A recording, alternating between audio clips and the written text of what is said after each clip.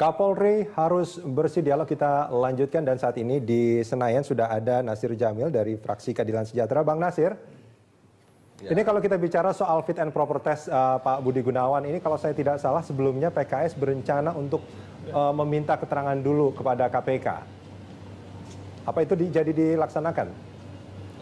Itu kan beberapa usulan ya dari beberapa anggota Komisi 3 DPR RI terkait dengan penetapan status tersangka calon Kapolri Pak Budi Gunawan.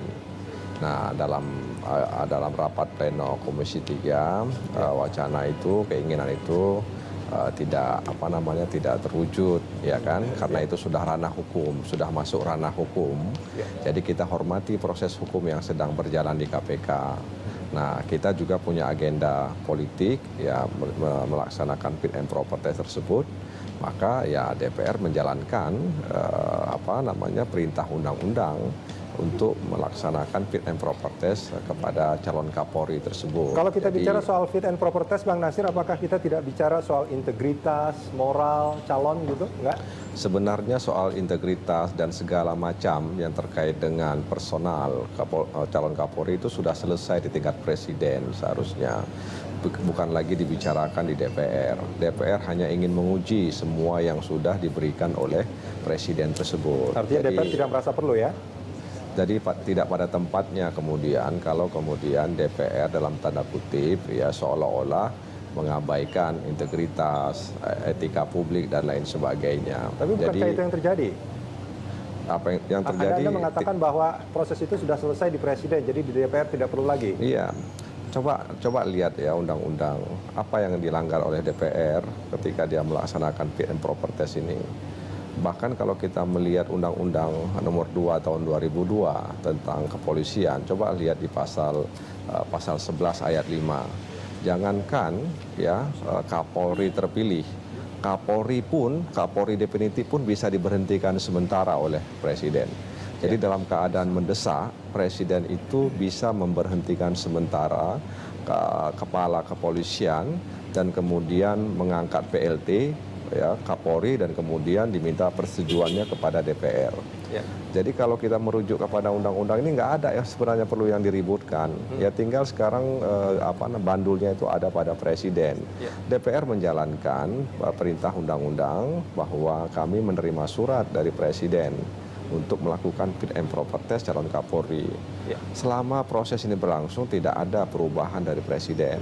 Ya, tidak ada perubahan surat keputusan dari presiden terkait dengan pencalonan calon Kapolri. Jadi apanya yang salah? Ya, memang kalau kita melihat prosedur tidak ada yang salah dalam urusan politik ini ya. Cuman pertanyaannya itu tadi. Kalau tadi Pak Joni mengatakan sebetulnya ada keterangan dari Bareskrim, artinya proses untuk melihat bahwa sang calon ini punya integritas dan juga punya moral yang baik itu juga dilakukan. Iya betul, jadi Bareskrim kan sudah mengeluarkan surat tentang hal itu ya. Nah nanti kan saya pikir memang Pak Presiden kalau menurut saya dalam rangka menyelamatkan institusi penegak hukum perlu membentuk satu tim ya, saran saya agar semuanya terang benderang ya. Tim terang benderang. Ingat nggak waktu dulu ketika Bibit Chandra dan Bibit Chandra dan Bibit Samad ya, Rianto yang diduga dikriminalisasikan oleh pihak kepolisian, itu kan kemudian Presiden membentuk tim ya untuk menterang-benderangkan persoalan ini. Saya pikir dan Anda melihat sekarang Pak Budi Gunawan yang dikriminalisasi oleh KPK, maksudnya seperti itu? Iya enggak, maksud saya bukan itu. Artinya untuk menjaga menjaga terang-benderangnya penegakan hukum baik di kepolisian maupun di kejaksaan di KPK. Presiden barangkali perlu ya untuk melakukan semacam terobosan sehingga tidak ada kesan bahwa ini ada upaya mengkriminalkan atau melakukan politisasi dalam kasus Budi Gunawan tersebut. Gitu loh. Oke, Pak Joni, tanggapannya soal ini. Apakah memang harus dilakukan hal seperti itu oleh Presiden? Itu di luar undang-undang. Itu kebijakan Presiden terserah pada Presiden.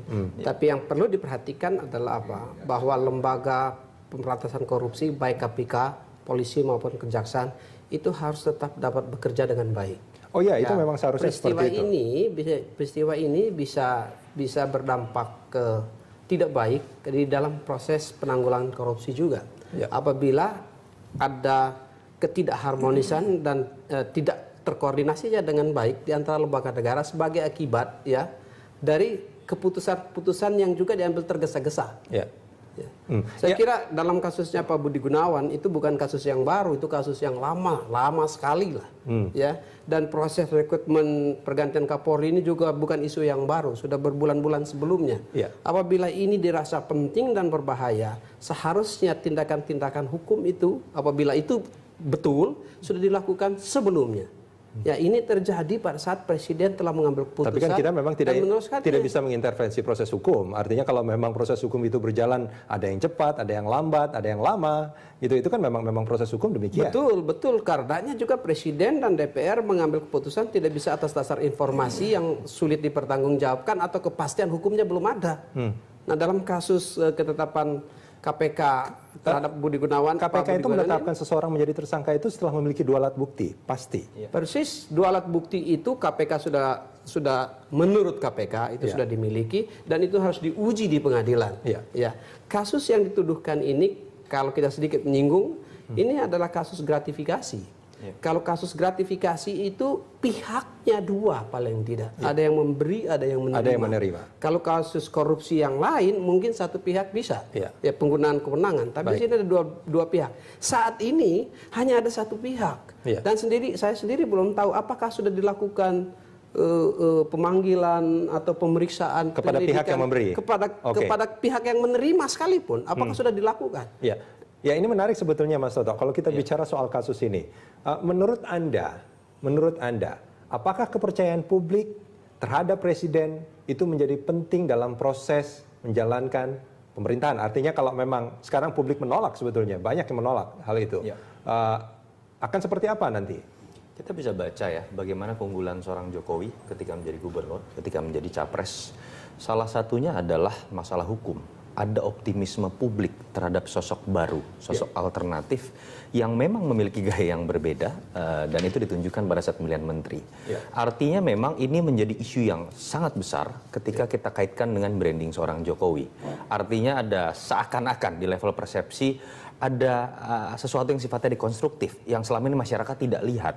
Kenapa pilihan Jokowi kemudian seakan-akan bertentangan dengan institusi lain yang selama ini dianggap sejalan? Kita lihat bagaimana dulu orang menganggap KPK dengan Jokowi itu ada 2 variabel yang sangat dipercaya oleh publik dalam konteks pemberantasan korupsi, transparansi. Kita lihat banyak sekali cerita di situ, pengembalian gitar Metallica dan segala macam. Ini yang menurut saya memang akhirnya seakan-akan menjadi bom waktu yang meledak. Dan yang paling penting adalah masih ada waktu sehari sebelum kemudian ada keputusan di paripurna. Saya tetap menyorot. Anda mengharapkan itu? Saya berharap kalau memang Jokowi masih memperhatikan variabel-variabel tadi, termasuk masalah pemberantasan korupsi, termasuk sikap KPK sebagai salah satu masukan. Walaupun itu tidak diatur dalam undang-undang begitu ya. Yang kedua, saya tetap menyayangkan ini sistem yang harusnya dibangun dengan cara yang lebih baik. Pertama-tama oleh teman-teman DPR. Kenapa? Ya fit and proper test tadi. Saya sangat tidak setuju dengan pernyataan Bang Nasir Jamil yang mengatakan bahwa keputusan mengenai integritas moral harusnya sudah selesai di Presiden. Lalu apa fungsi dari check and balances? Lalu apa fungsi kemudian kita berikan adanya kalimat baru dalam undang-undang persetujuan dengan DPR? Ini kan untuk menguji bagaimana nilai-nilai yang disetujui oleh eksekutif itu bisa teruji oleh lembaga legislatif. Yang kedua, secara teknis Bang Nasir Jamil lupa. Ketika Jokowi mengajukan surat tanggal 9 Januari, penetapan TSK itu belum terjadi. Sehingga tidak mungkin Jokowi sudah melakukan penilaian didasarkan pada penetapan TSK. Sementara DPR memiliki peluang. Karena sebelum dilakukan fit and proper test, penetapan TSK itu sudah terjadi. Dan harusnya itu jadi variabel yang diperhitungkan sekali, termasuk dengan mengujinya dengan koordinasi oleh KPK. Sayangnya tidak terjadi. Kita akan sambung ini di segmen berikut, Mas Toto dan Mas Joni. Kapolri harus bersih, dialog kita lanjutkan. Pak Joni, ini kalau kita bicara soal pencalonan Pak Budi Gunawan ya. Ini menarik sebetulnya. Banyak pernyataan-pernyataan yang agak sumbang sebetulnya tentang apa yang terjadi. Kalau ini diteruskan, Sebetulnya Jokowi sudah melanggar nawacitanya ya, ini berjanji memilih Kapolri dan Jaksa Agung yang bersih, berintegritas dan anti korupsi sebetulnya. Artinya kalau kita bicara bersih, berintegritas dan anti korupsi, harusnya ada lembaga-lembaga penentu yang punya kewenangan atau mungkin apalah ya, punya seperti PPATK dan KPK yang bisa menilai integritas dan moral seseorang. Bagaimana Pak Joni melihat? Terkait dengan itu, maka saya kira sampai di titik ini Presiden dia belum break komitmennya. Dia masih tetap pegang komitmennya. Surat Presiden tanggal 9 itu belum ada ketetapan hukum tetap dari hukum apapun ya, termasuk tersangka dari KPK belum ada. Nah, pada saat proses di DPR saat ini ya, kita belum tahu, hari ini kita tahu bersama Komisi 3 sudah terima itu. Tapi apa sikap Presiden kita belum tahu. Itu yang pertama. Yang kedua, tunggu, nampaknya ya kita akan tunggu itu. Akan tetapi satu hal yang harus kita betul-betul juga perhatikan ya, bahwa Presiden tidak bisa mengambil keputusan ya terkait dengan seseorang apabila kepastian hukumnya belum ada. Ya, Pak Joni, memang Pak Presiden mengusulkan nama Pak Budi Gunawan sebelum ditetapkan sebagai tersangka. Tapi kita harus ingat juga, pada saat proses pemilihan kabinet sebetulnya nama Pak Budi Gunawan juga ada di sana dan tidak diloloskan oleh KPK. Komunikasi terkait rekomendasi atau telaahan itu adalah komunikasi antara KPK dengan Presiden. Kok publik tahu ada warna-warna stabilo di situ? Nah ini juga patut, apa betul itu? Itu satu kepastian yang juga tidak pasti. Anda meragukan itu? Saya sangat meragukannya. Karena ini informasi yang tidak bisa dipertanggungjawabkan dan berbahaya apabila hal-hal komunikasi rahasia negara dikomunikasikan kepada publik untuk kepentingan-kepentingan tertentu. Jangan sampai ini bagian dari kompetisi. Ini bahaya. Anda lebih melihatnya ke sana? Saya lebih melihatnya ini ada unsur-unsur non-hukum juga di dalamnya. Pak Yunus Hussein, Kepala PPATK, menyatakan hal itu. Bahkan sebetulnya pada saat rekening gendut, itu kan hasil penelaan PPATK, Pak Yunus Hussein sebagai Kepala PPATK. Persis, Pak Yunus Hussein mengkhawatirkan itu, dan itu dilakukan dan dikomunikasikan dengan betul ke institusi Polri, dan institusi Polri melakukan penyelidikan dan pemeriksaannya, dan mereka mengeluarkan rekomendasinya. Baik. Itu di jalur hukum yang betul. Mas Toto, apa yang semestinya dilakukan Presiden saat ini menurut Anda? Buat saya sederhana saja, bagaimana kemudian Presiden menilai apa yang sudah ditetapkan oleh KPK kemarin, seberapa besar pengaruhnya terhadap sosok Kapolri yang dia idamkan. Kalau ini dirasakan mengganggu, satu-satunya cara tarik surat ketika masih ada waktu sehari. Mas Toto, sebelum kita lanjutkan Pak Joni, kita akan menuju ke gedung KPK untuk melihat konferensi pers yang dilakukan oleh pimpinan KPK. Sebelumnya tadi kita juga sudah mendengarkan ada pernyataan pers dari Presiden, Pak Joni dan juga Mas Toto. Yang kalau boleh saya simpulkan intinya cuma bahwa dia menghormati proses hukum terus berlanjut dan juga menghormati proses politik terus berlanjut. Apakah itu sebetulnya pernyataan yang ditunggu oleh publik saat ini, Mas Toto? Saya melihat anti klimaks. Anti klimaks. Tidak seperti yang diharapkan. Begini, betul ada argumentasi yang selama ini mungkin tidak terbuka di hadapan publik dan sekarang menjadi terbuka. Kenapa kemudian nama Budi Gunawan bisa muncul? Ada prosedur yang bisa jadi justifikasi, kita harus mengakui. Tetapi ketika kemudian Pak Jokowi mengatakan bahwa proses politik silahkan dilanjutkan, termasuk yang akan dilakukan oleh DPR besok di paripurna, ini seakan-akan mengatakan bahwa detik pada saat Presiden membacakan pidato, Presiden seakan-akan ingin mengatakan saya sudah tidak bisa berbuat apa-apa lagi, mohon maaf. Atau pilihan kedua, saya masih bisa menggunakan opsi saya untuk menarik surat pencalonan, tetapi saya tidak gunakan.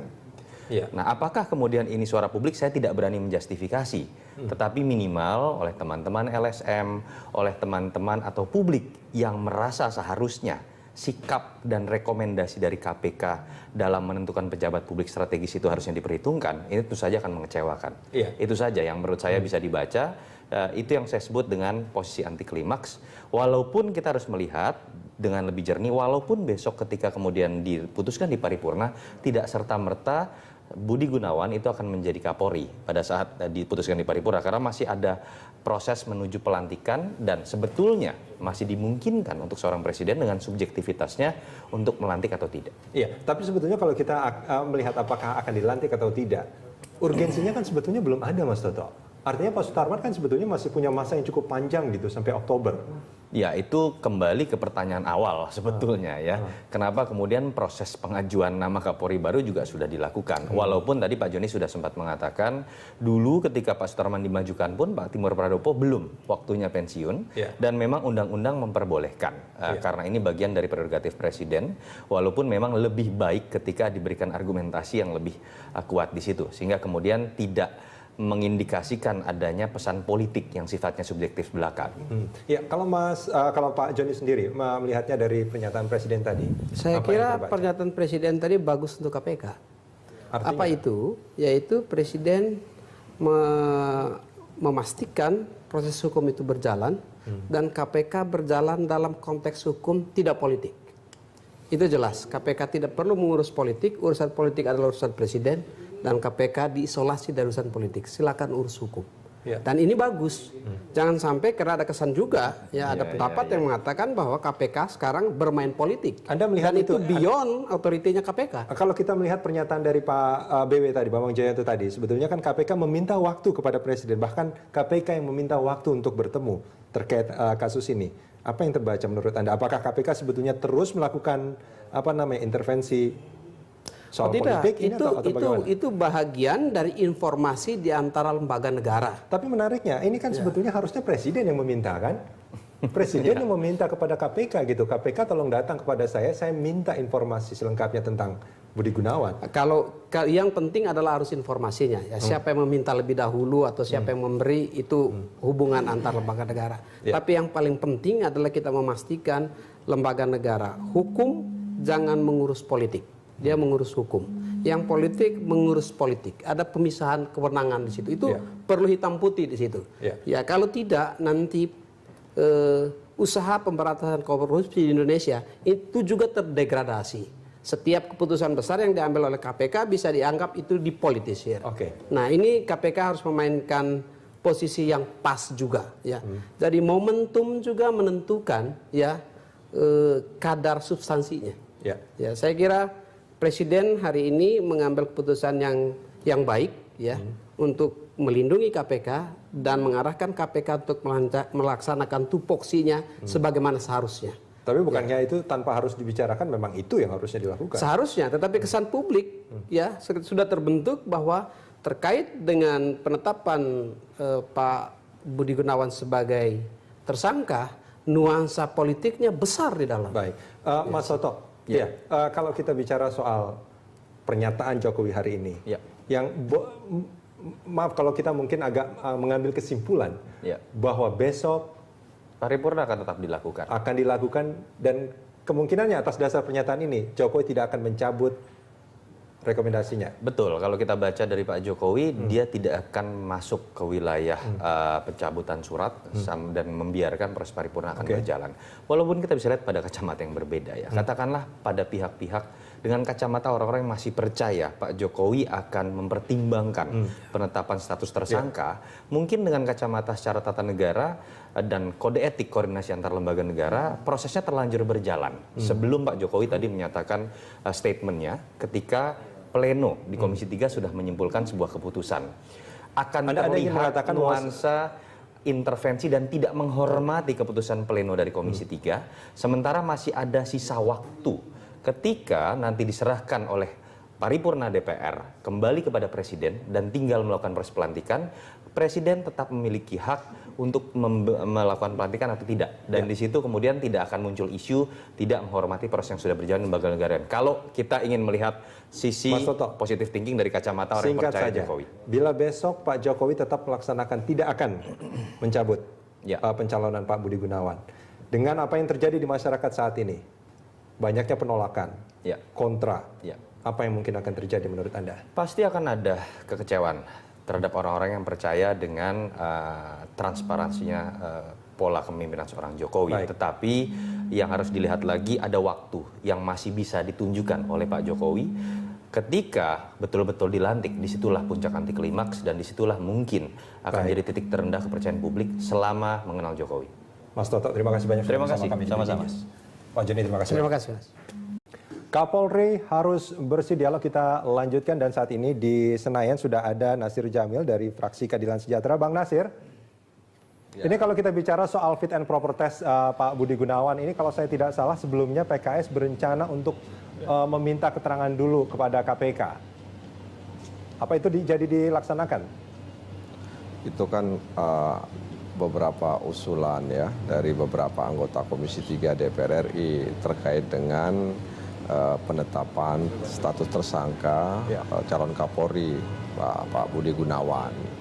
Nah, dalam rapat pleno Komisi 3 wacana itu, keinginan itu tidak terwujud, ya kan, karena itu sudah ranah hukum, sudah masuk ranah hukum. Jadi kita hormati proses hukum yang sedang berjalan di KPK. Nah, kita juga punya agenda politik ya, melaksanakan fit and proper test tersebut.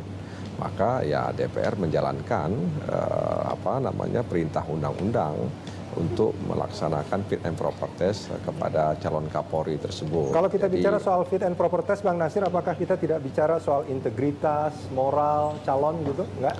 Sebenarnya soal integritas dan segala macam yang terkait dengan personal calon Kapolri itu sudah selesai di tingkat presiden seharusnya. Bukan lagi dibicarakan di DPR. DPR hanya ingin menguji semua yang sudah diberikan oleh presiden tersebut. Artinya DPR tidak merasa perlu ya? Jadi tidak pada tempatnya kemudian kalau kemudian DPR dalam tanda kutip ya seolah-olah mengabaikan integritas, etika publik dan lain sebagainya. Tapi bukankah itu yang terjadi? Apa yang terjadi? Anda mengatakan bahwa proses itu sudah selesai di presiden, jadi di DPR tidak perlu lagi. Iya. Coba lihat ya undang-undang apa yang dilanggar oleh DPR ketika dia melaksanakan fit and proper test ini.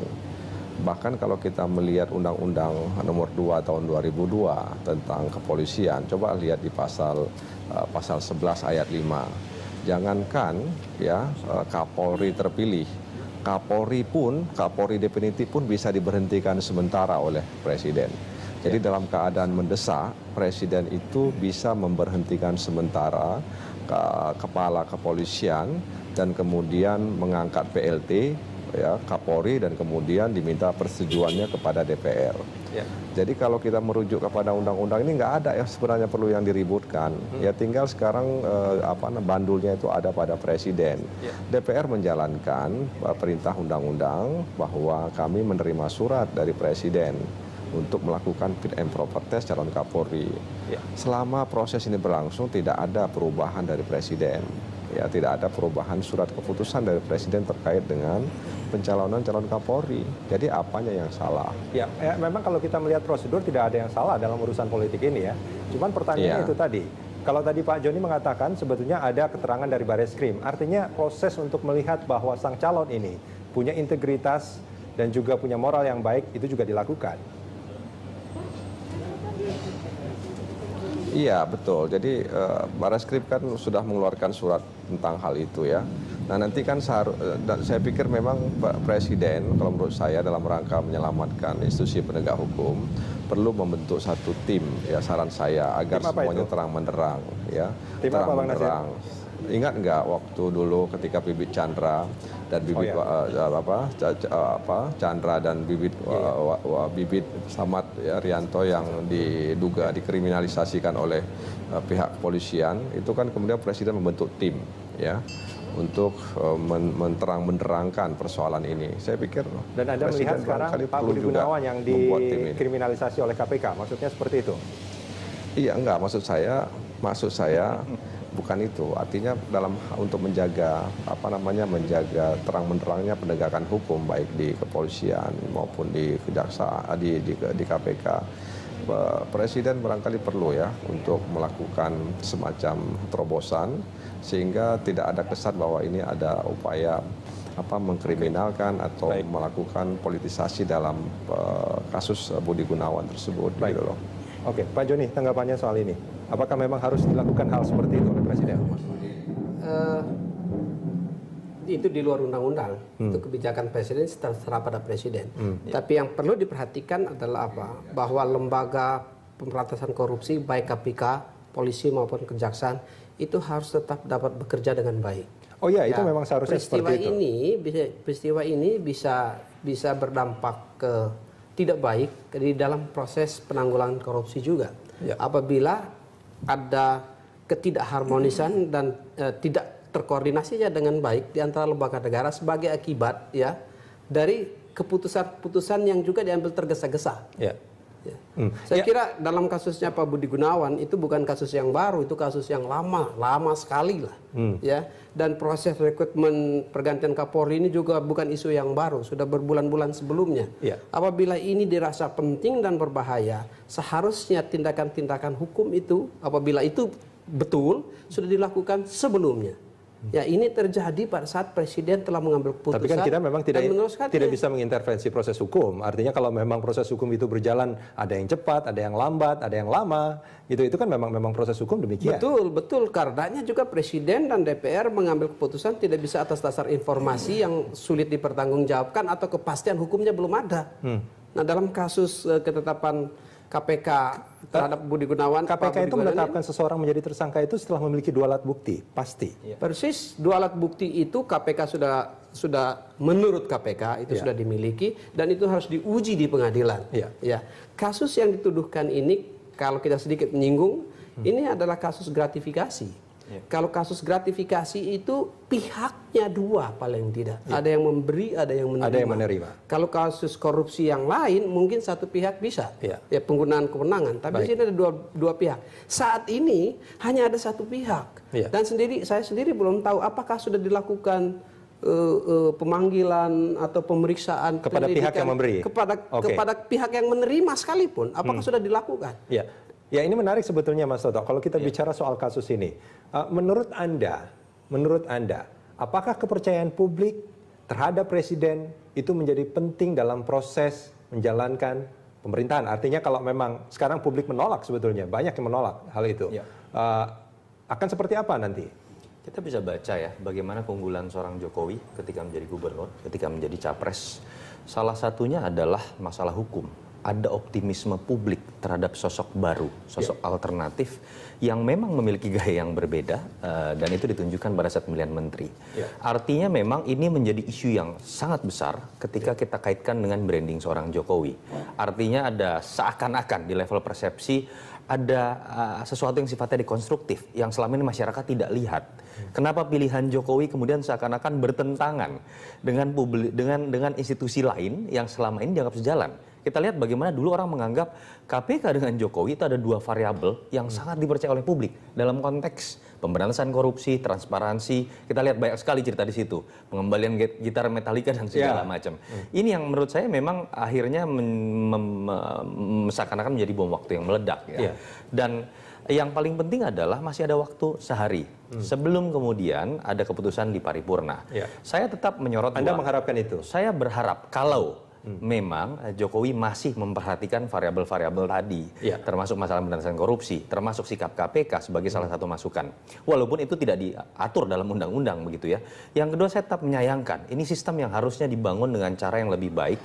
Pertama-tama oleh teman-teman DPR. Kenapa? Ya fit and proper test tadi. Saya sangat tidak setuju dengan pernyataan Bang Nasir Jamil yang mengatakan bahwa keputusan mengenai integritas moral harusnya sudah selesai di Presiden. Lalu apa fungsi dari check and balances? Lalu apa fungsi kemudian kita berikan adanya kalimat baru dalam undang-undang persetujuan dengan DPR?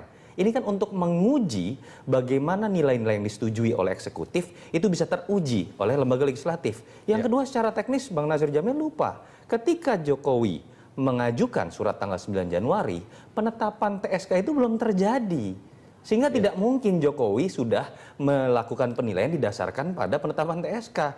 Sementara DPR memiliki peluang karena sebelum dilakukan fit and proper test, penetapan TSK itu sudah terjadi dan harusnya itu jadi variabel yang diperhitungkan sekali termasuk dengan mengujinya dengan koordinasi oleh KPK. Sayangnya tidak terjadi. Kita akan sambung ini di segmen berikut Mas Toto dan Mas Joni.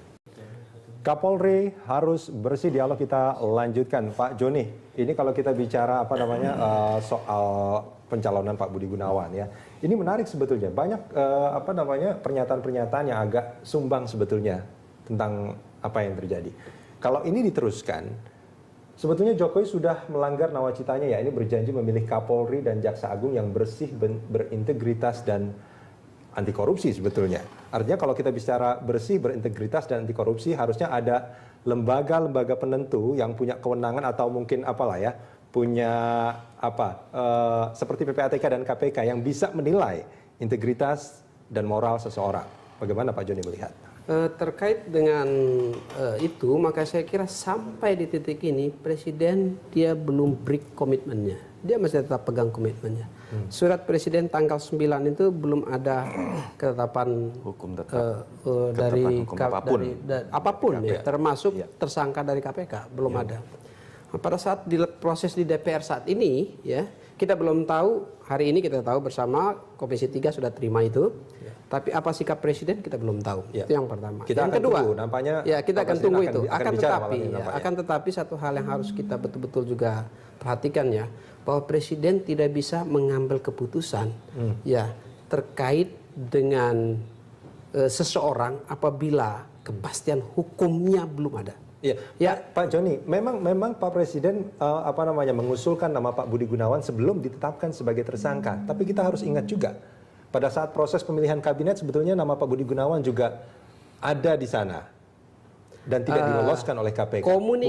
Komunikasi terkait rekomendasi atau telaahan itu adalah komunikasi antara KPK dengan Presiden.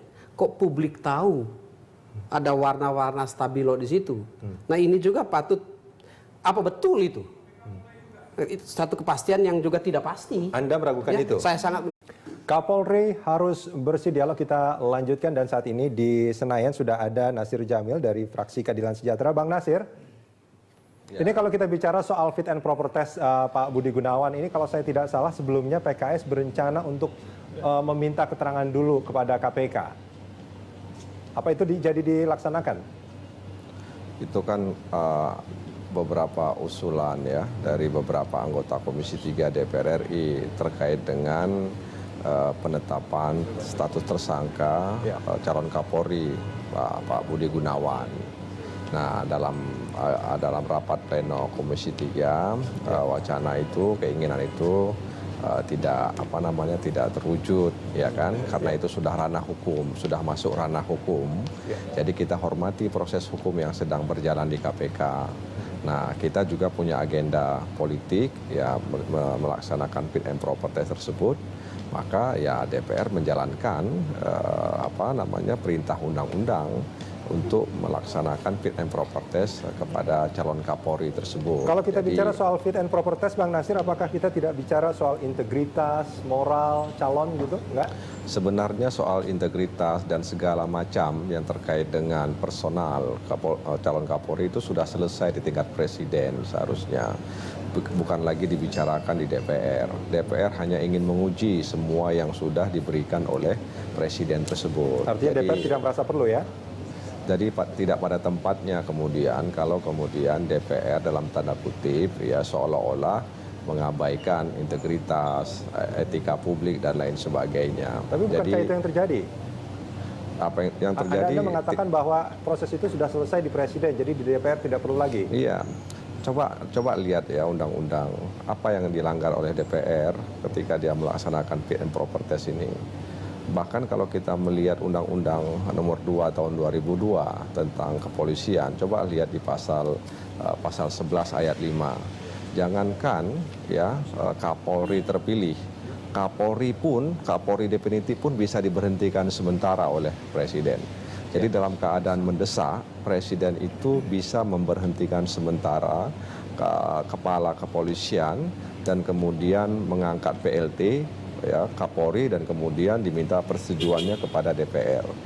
Jadi kalau kita merujuk kepada undang-undang ini nggak ada ya sebenarnya perlu yang diributkan. Ya tinggal sekarang bandulnya itu ada pada Presiden. DPR menjalankan perintah undang-undang bahwa kami menerima surat dari Presiden untuk melakukan fit and proper test calon Kapolri. Selama proses ini berlangsung tidak ada perubahan dari Presiden. Ya, tidak ada perubahan surat keputusan dari Presiden terkait dengan pencalonan calon Kapolri. Jadi apanya yang salah? Ya, memang kalau kita melihat prosedur tidak ada yang salah dalam urusan politik ini ya. Cuman pertanyaannya itu tadi. Kalau tadi Pak Joni mengatakan sebetulnya ada keterangan dari Bareskrim. Artinya proses untuk melihat bahwa sang calon ini punya integritas dan juga punya moral yang baik itu juga dilakukan. Iya, betul. Jadi Barreskrim kan sudah mengeluarkan surat tentang hal itu ya. Nah nanti kan saya pikir memang Pak Presiden kalau menurut saya dalam rangka menyelamatkan institusi penegak hukum perlu membentuk satu tim ya, saran saya agar semuanya terang benderang ya. Tim apa, Bang Nasir? Ingat nggak waktu dulu ketika Bibit Chandra dan Bibit Chandra dan Bibit Bibit Samad ya, Rianto yang diduga dikriminalisasikan oleh pihak kepolisian, itu kan kemudian Presiden membentuk tim ya untuk menterang-benderangkan persoalan ini. Saya pikir dan Anda melihat sekarang Pak Budi Gunawan yang dikriminalisasi oleh KPK, maksudnya seperti itu? Iya, enggak, maksud saya bukan itu. Artinya untuk menjaga menjaga terang-benderangnya penegakan hukum baik di kepolisian maupun di kejaksaan di KPK. Presiden barangkali perlu ya untuk melakukan semacam terobosan sehingga tidak ada kesan bahwa ini ada upaya mengkriminalkan atau melakukan politisasi dalam kasus Budi Gunawan tersebut. Baik. Gitu loh. Oke, Pak Joni, tanggapannya soal ini.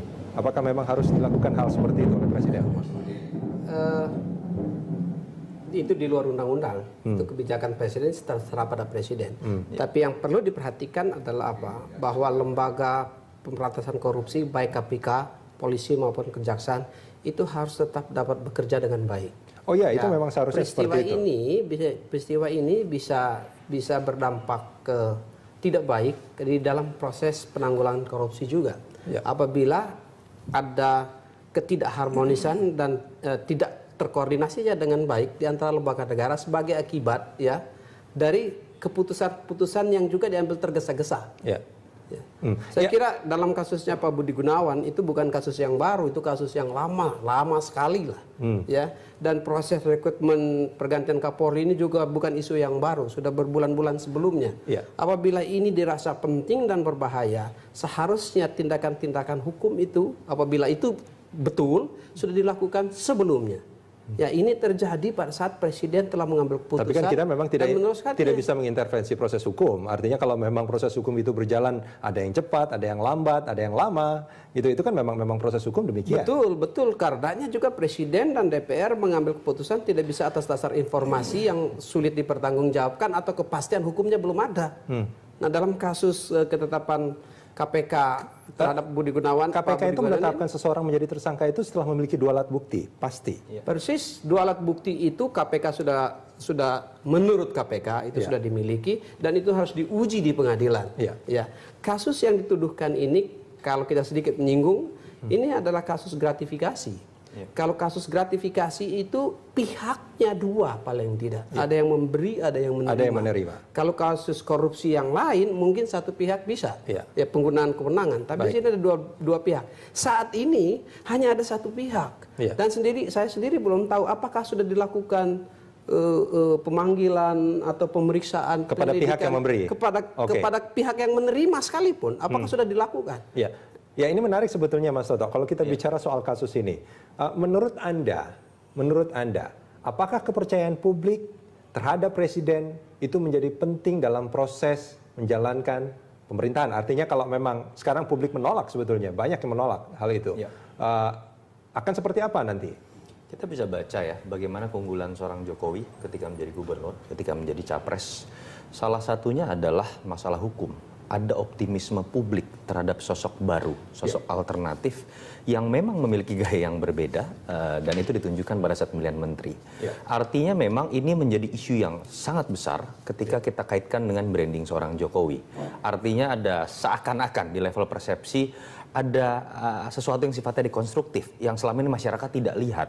Kenapa pilihan Jokowi kemudian seakan-akan bertentangan dengan institusi lain yang selama ini dianggap sejalan? Kita lihat bagaimana dulu orang menganggap KPK dengan Jokowi itu ada 2 variabel yang sangat dipercaya oleh publik dalam konteks pemberantasan korupsi, transparansi. Kita lihat banyak sekali cerita di situ, pengembalian gitar Metallica dan segala macam. Ini yang menurut saya memang akhirnya seakan-akan menjadi bom waktu yang meledak. Dan yang paling penting adalah masih ada waktu sehari sebelum kemudian ada keputusan di paripurna. Saya tetap menyorot. Anda mengharapkan itu? Saya berharap kalau memang Jokowi masih memperhatikan variabel-variabel tadi, termasuk masalah pemberantasan korupsi, termasuk sikap KPK sebagai salah satu masukan. Walaupun itu tidak diatur dalam undang-undang begitu ya. Yang kedua, saya tetap menyayangkan, ini sistem yang harusnya dibangun dengan cara yang lebih baik. Pertama-tama oleh teman-teman DPR. Kenapa? Ya fit and proper test tadi. Saya sangat tidak setuju dengan pernyataan Bang Nasir Jamil yang mengatakan bahwa keputusan mengenai integritas moral harusnya sudah selesai di Presiden. Lalu apa fungsi dari check and balances? Lalu apa fungsi kemudian kita berikan adanya kalimat baru dalam undang-undang persetujuan dengan DPR? Ini kan untuk menguji bagaimana nilai-nilai yang disetujui oleh eksekutif itu bisa teruji oleh lembaga legislatif. Yang kedua, secara teknis Bang Nasir Jamil lupa. Ketika Jokowi mengajukan surat tanggal 9 Januari, penetapan TSK itu belum terjadi. Sehingga tidak mungkin Jokowi sudah melakukan penilaian didasarkan pada penetapan TSK. Sementara DPR memiliki peluang, karena sebelum dilakukan fit and proper test, penetapan TSK itu sudah terjadi dan harusnya itu jadi variabel yang diperhitungkan sekali, termasuk dengan mengujinya dengan koordinasi oleh KPK. Sayangnya tidak terjadi. Kita akan sambung ini di segmen berikut, Mas Toto dan Mas Joni. Kapolri harus bersih, dialog kita lanjutkan. Pak Joni, ini kalau kita bicara soal pencalonan Pak Budi Gunawan ya, ini menarik sebetulnya. Banyak pernyataan-pernyataan yang agak sumbang sebetulnya tentang apa yang terjadi. Kalau ini diteruskan, sebetulnya Jokowi sudah melanggar nawacitanya ya. Ini berjanji memilih Kapolri dan Jaksa Agung yang bersih, berintegritas dan anti korupsi sebetulnya. Artinya kalau kita bicara bersih, berintegritas dan anti korupsi, harusnya ada lembaga-lembaga penentu yang punya kewenangan atau mungkin seperti PPATK dan KPK yang bisa menilai integritas dan moral seseorang. Bagaimana Pak Joni melihat? Terkait dengan itu, maka saya kira sampai di titik ini Presiden dia belum break komitmennya. Dia masih tetap pegang komitmennya. Surat Presiden tanggal 9 itu belum ada ketetapan hukum tetap dari apapun KPK. ya, termasuk tersangka dari KPK belum ada. Nah, pada saat proses di DPR saat ini ya, kita belum tahu. Hari ini kita tahu bersama Komisi 3 sudah terima itu. Tapi apa sikap Presiden kita belum tahu. Itu yang pertama. Yang kedua, tunggu, nampaknya kita akan tunggu itu. Akan tetapi satu hal yang harus kita betul-betul juga perhatikan ya, bahwa Presiden tidak bisa mengambil keputusan terkait dengan seseorang apabila kepastian hukumnya belum ada. Pak Joni, memang Pak Presiden mengusulkan nama Pak Budi Gunawan sebelum ditetapkan sebagai tersangka. Tapi kita harus ingat juga, pada saat proses pemilihan kabinet sebetulnya nama Pak Budi Gunawan juga ada di sana dan tidak diloloskan oleh KPK. Komunikasi terkait rekomendasi atau telahan itu adalah komunikasi antara KPK dengan Presiden. Kok publik tahu ada warna-warna stabilo di situ? Nah ini juga patut, apa betul itu? Itu satu kepastian yang juga tidak pasti. Anda meragukan itu? Saya sangat meragukannya. Karena ini informasi yang tidak bisa dipertanggungjawabkan dan berbahaya apabila hal-hal komunikasi rahasia negara dikomunikasikan kepada publik untuk kepentingan-kepentingan tertentu. Jangan sampai ini bagian dari kompetisi. Ini bahaya. Anda lebih melihatnya ke sana? Saya lebih melihatnya ini ada unsur-unsur non-hukum juga di dalamnya. Pak Yunus Hussein, Kepala PPATK, menyatakan hal itu. Bahkan sebetulnya pada saat rekening gendut, itu kan hasil penelaan PPATK, Pak Yunus Hussein sebagai Kepala PPATK. Persis, Pak Yunus Hussein mengkhawatirkan itu, dan itu dilakukan dan dikomunikasikan dengan betul ke institusi Polri, dan institusi Polri melakukan penyelidikan dan pemeriksaannya, dan mereka mengeluarkan rekomendasinya. Baik. Itu di jalur hukum yang betul. Mas Toto, apa yang semestinya dilakukan Presiden saat ini menurut Anda? Buat saya sederhana saja, bagaimana kemudian Presiden menilai apa yang sudah ditetapkan oleh KPK kemarin, seberapa besar pengaruhnya terhadap sosok Kapolri yang dia idamkan. Kalau ini dirasakan mengganggu, satu-satunya cara tarik surat ketika masih ada waktu sehari. Mas Toto, sebelum kita lanjutkan Pak Joni, kita akan menuju ke gedung KPK untuk melihat konferensi pers yang dilakukan oleh pimpinan KPK. Sebelumnya tadi kita juga sudah mendengarkan ada pernyataan pers dari Presiden, Pak Joni dan juga Mas Toto. Yang kalau boleh saya simpulkan intinya cuma bahwa dia menghormati proses hukum terus berlanjut dan juga menghormati proses politik terus berlanjut.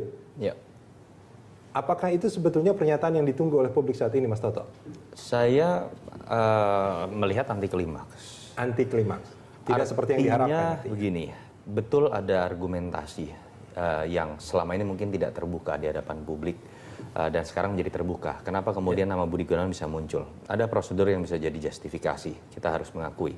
Tetapi ketika kemudian Pak Jokowi mengatakan bahwa proses politik silahkan dilanjutkan, termasuk yang akan dilakukan oleh DPR besok di paripurna, ini seakan-akan mengatakan bahwa detik pada saat Presiden membacakan pidato, Presiden seakan-akan ingin mengatakan saya sudah tidak bisa berbuat apa-apa lagi, mohon maaf. Atau pilihan kedua, saya masih bisa menggunakan opsi saya untuk menarik surat pencalonan, tetapi saya tidak gunakan. Ya. Nah, apakah kemudian ini suara publik? Saya tidak berani menjustifikasi, tetapi minimal oleh teman-teman LSM, oleh teman-teman atau publik yang merasa seharusnya sikap dan rekomendasi dari KPK dalam menentukan pejabat publik strategis itu harusnya diperhitungkan, ini tentu saja akan mengecewakan. Ya. Itu saja yang menurut saya bisa dibaca. Itu yang saya sebut dengan posisi anti klimaks. Walaupun kita harus melihat dengan lebih jernih, walaupun besok ketika kemudian diputuskan di paripurna, tidak serta-merta Budi Gunawan itu akan menjadi Kapolri pada saat diputuskan di paripurna, karena masih ada proses menuju pelantikan dan sebetulnya masih dimungkinkan untuk seorang presiden dengan subjektivitasnya untuk melantik atau tidak. Iya, tapi sebetulnya kalau kita melihat apakah akan dilantik atau tidak, urgensinya kan sebetulnya belum ada, Mas Toto. Artinya Pak Sutarman kan sebetulnya masih punya masa yang cukup panjang gitu sampai Oktober. Ya, itu kembali ke pertanyaan awal sebetulnya ya. Kenapa kemudian proses pengajuan nama Kapolri baru juga sudah dilakukan. Walaupun tadi Pak Joni sudah sempat mengatakan dulu ketika Pak Sutarman dimajukan pun Pak Timur Pradopo belum waktunya pensiun. Dan memang undang-undang memperbolehkan. Karena ini bagian dari prerogatif presiden. Walaupun memang lebih baik ketika diberikan argumentasi yang lebih kuat di situ. Sehingga kemudian tidak mengindikasikan adanya pesan politik yang sifatnya subjektif belaka. Ya, kalau Pak Joni sendiri melihatnya dari pernyataan Presiden tadi, saya kira pernyataan Presiden tadi bagus untuk KPK. Artinya? Apa itu? Yaitu Presiden memastikan proses hukum itu berjalan dan KPK berjalan dalam konteks hukum tidak politik. Itu jelas. KPK tidak perlu mengurus politik. Urusan politik adalah urusan Presiden. Dan KPK diisolasi dari urusan politik. Silakan urus hukum. Dan ini bagus.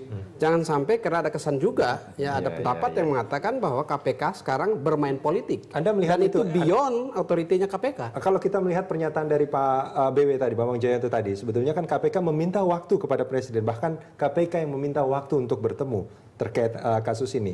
Apa yang terbaca menurut Anda? Apakah KPK sebetulnya terus melakukan intervensi soal politik ini atau bagaimana? Itu bahagian dari informasi di antara lembaga negara. Tapi menariknya, ini kan sebetulnya harusnya Presiden yang meminta kan? Presiden yang meminta kepada KPK gitu. KPK tolong datang kepada saya minta informasi selengkapnya tentang Budi Gunawan. Kalau yang penting adalah harus informasinya. Siapa yang meminta lebih dahulu atau siapa yang memberi itu hubungan antar lembaga negara. Tapi yang paling penting adalah kita memastikan lembaga negara hukum jangan mengurus politik. Dia mengurus hukum. Yang politik mengurus politik. Ada pemisahan kewenangan di situ. Itu perlu hitam putih di situ. Ya, kalau tidak nanti usaha pemberantasan korupsi di Indonesia itu juga terdegradasi. Setiap keputusan besar yang diambil oleh KPK bisa dianggap itu dipolitisir. Nah, ini KPK harus memainkan posisi yang pas juga. Jadi momentum juga menentukan kadar substansinya. Ya, saya kira Presiden hari ini mengambil keputusan yang baik untuk melindungi KPK dan mengarahkan KPK untuk melaksanakan tupoksinya sebagaimana seharusnya. Tapi bukannya itu tanpa harus dibicarakan, memang itu yang harusnya dilakukan. Seharusnya, tetapi kesan publik sudah terbentuk bahwa terkait dengan penetapan Pak Budi Gunawan sebagai tersangka, nuansa politiknya besar di dalam. Baik, Mas Toto. Kalau kita bicara soal pernyataan Jokowi hari ini, yang maaf kalau kita mungkin agak mengambil kesimpulan bahwa besok paripurna akan tetap dilakukan. Akan dilakukan dan kemungkinannya atas dasar pernyataan ini Jokowi tidak akan mencabut rekomendasinya. Betul, kalau kita baca dari Pak Jokowi, dia tidak akan masuk ke wilayah pencabutan surat dan membiarkan proses paripurna akan berjalan. Walaupun kita bisa lihat pada kacamata yang berbeda ya. Katakanlah pada pihak-pihak dengan kacamata orang-orang yang masih percaya Pak Jokowi akan mempertimbangkan penetapan status tersangka, mungkin dengan kacamata secara tata negara dan kode etik koordinasi antar lembaga negara, prosesnya terlanjur berjalan. Sebelum Pak Jokowi tadi menyatakan statementnya ketika pleno di Komisi 3 sudah menyimpulkan sebuah keputusan. Akan terlihat nuansa intervensi dan tidak menghormati keputusan pleno dari Komisi 3, sementara masih ada sisa waktu ketika nanti diserahkan oleh paripurna DPR kembali kepada Presiden dan tinggal melakukan proses pelantikan, Presiden tetap memiliki hak untuk melakukan pelantikan atau tidak. Dan di situ kemudian tidak akan muncul isu tidak menghormati proses yang sudah berjalan di lembaga negara. Kalau kita ingin melihat sisi positive thinking dari kacamata orang yang percaya Jokowi. Bila besok Pak Jokowi tetap melaksanakan tidak akan mencabut pencalonan Pak Budi Gunawan, dengan apa yang terjadi di masyarakat saat ini, banyaknya penolakan, kontra, apa yang mungkin akan terjadi menurut Anda? Pasti akan ada kekecewaan terhadap orang-orang yang percaya dengan transparansinya pola kepemimpinan seorang Jokowi. Tetapi yang harus dilihat lagi ada waktu yang masih bisa ditunjukkan oleh Pak Jokowi. Ketika betul-betul dilantik, disitulah puncak anti klimaks dan disitulah mungkin akan jadi titik terendah kepercayaan publik selama mengenal Jokowi. Mas Toto, terima kasih banyak. Terima kasih, sama-sama. Pak Joni, terima kasih. Terima kasih, Mas. Kapolri harus